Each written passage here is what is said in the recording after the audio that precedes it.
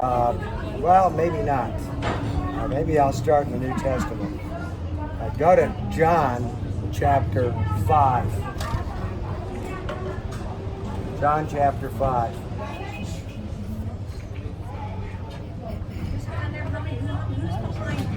David,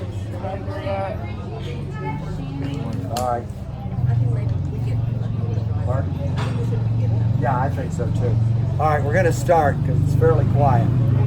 All right, hold your finger in John 5. Then I want you to turn to 2 Samuel chapter 5, Old Testament. Now, if you have a phone, you can't hold your finger. 2 Samuel chapter 5. He's been in Old Testament Jerusalem, city of David, down here going up toward the Temple Mount, which Solomon will later build.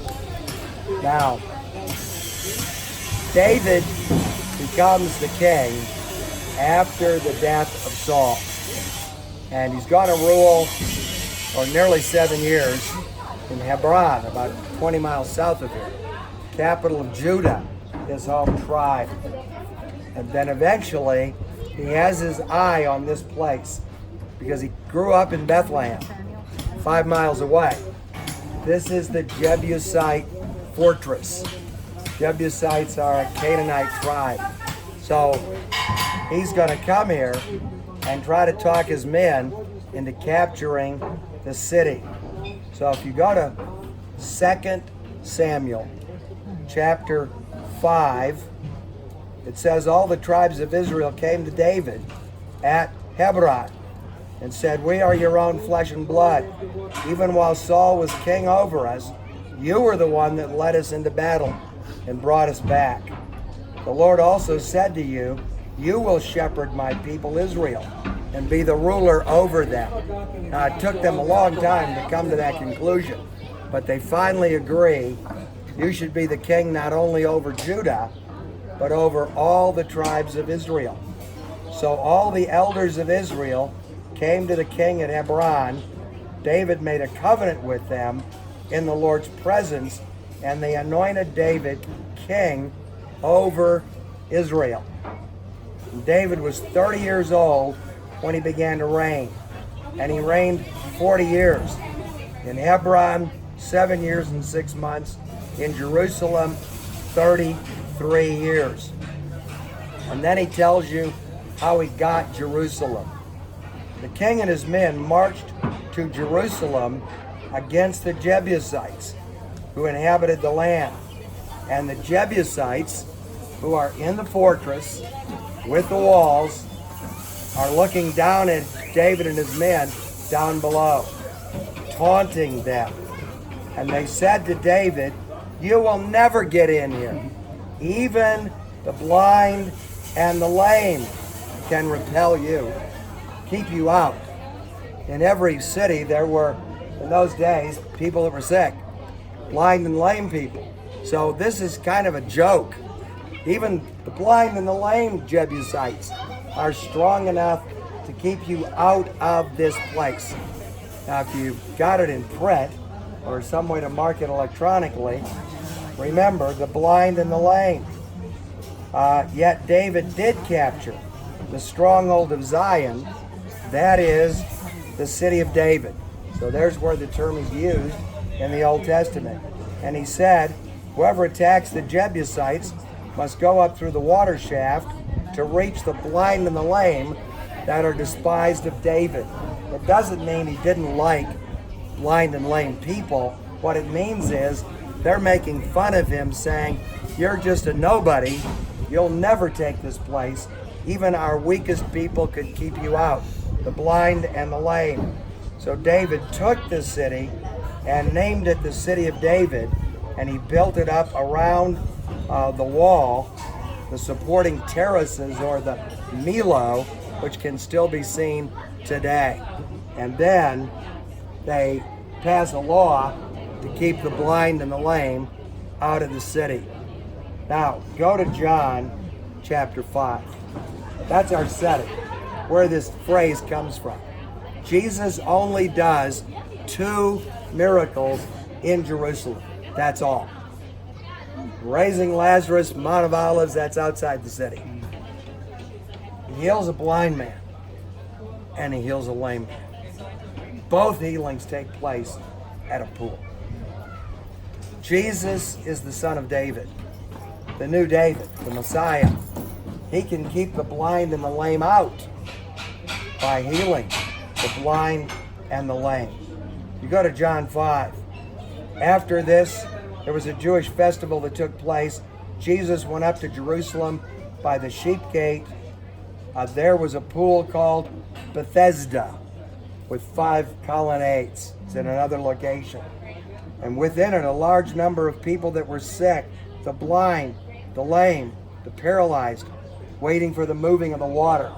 Really kind of a myth that somehow the angel would stir the water. It was the gurgling effect of the pools when their water was being moved around, thinking the first person in will get healed. And Jesus comes on the scene, and he sees a man, in verse 5, who had been sick, blind for 38 years, a lifetime. And Jesus saw him lying there and said to him, do you want to get well? Now, that's kind of a crazy question. Of course he wants to get well. But the man said, I don't have anybody to move me fast enough into the water. And the water's stirred. And Jesus looked at him and said, pick up your mat, your little mattress, your bed, and walk. And instantly, the man was healed and picked up the mat and started to walk. And that day was the Sabbath. A miracle on the Sabbath day. You cannot get up and walk when you haven't walked for 38 years. I didn't walk after the surgery for 100 days. It took me 3 months to learn how to even barely get around again. An instantaneous miracle. He gets up and walks off. And then they start complaining, why are you carrying your mat? It's the Sabbath day. The guy that healed me told me, pick up the mat, carry it, and get out of here. And after this, verse 14, Jesus found him in the temple. It's interesting. He doesn't abandon him after the healing. Finds him in the temple. The guy's walked all the way up down to the temple. And says to him, in essence, go and sin no more. Yes, I've healed you. He doesn't even express faith at that point necessarily. Yet Jesus extends mercy, heals the lame man at the pool of Bethesda. Then go to John. Go to chapter 9. I'm sorry. Oops, okay, my wife's correcting me here. Trying to do all this with all the racket going on around me. No, the guy was lame, couldn't walk for 38 years, and got up and walked away. So, I'm sorry, heals a lame man at the pool of Bethesda. Heals the blind man here at the Pool of Siloam. Now, originally, the pool not only filled this area, but the whole area behind it. It's now owned by the Greek Orthodox Church. They can't excavate it all the way out. There's a diagram of what it would have looked like, etc. at that time. A very large pool. Now you go to John 9, and Jesus in verse 6 comes to this area and finds the blind man. And the disciples want to know, who sinned to cause him to be blind? Did he do it or his parents? Well, neither. It's a physical problem. And Jesus said, neither this man nor his parents.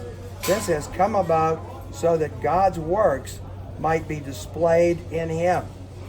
That's convicting when we're sick, when we fall down and need a cane, that God's glory might be displayed.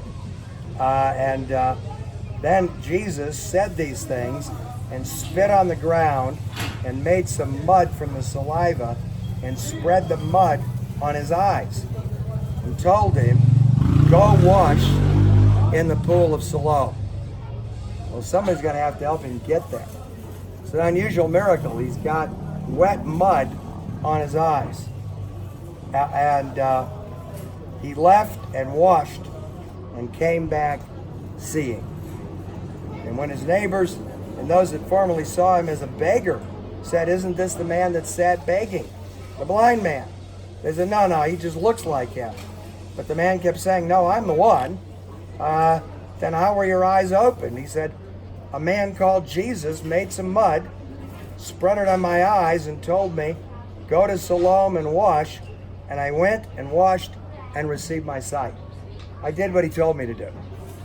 And I was healed. They said, where is he? He said, I don't know. Then they brought the man to the Pharisees, and they're all upset about this because it's on the Sabbath day again.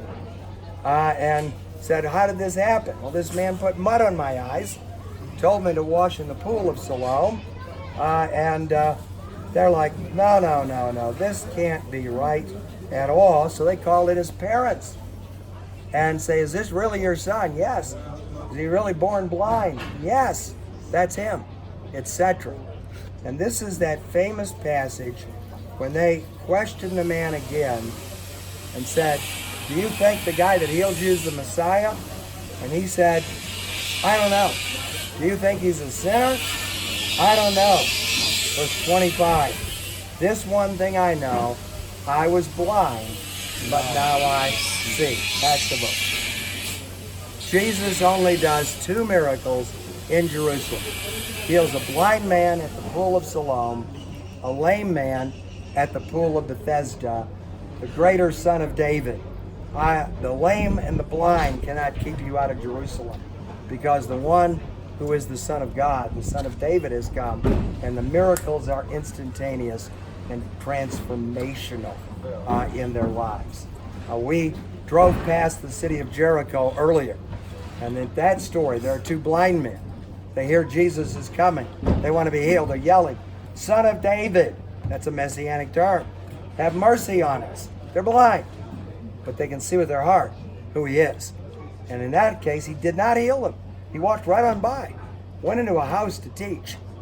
The blind men follow him to the house, so somebody had to help him. And when they got there, Jesus said, what do you want? That we can see. And he heals them and sends them away. There in Jericho, where Zacchaeus was in the tree, where the blind men are shouting, all of these stories are reminding us Jesus fulfills the messianic signs. For Jerusalem, only David and the Son of David can keep the lame and the blind out. David does it by force, taking the city with a military victory. Jesus does it miraculously. So remind yourself, that Savior can do the miracles that I need. Now, a lot of the places we go, Jerusalem's an active city. It's busy, it's noisy, but it would have been that way then. There would have been people everywhere, noise everywhere, stuff going on. In the midst of all the chaos, the Prince of Peace comes to bring peace to the heart and soul and mind of believers.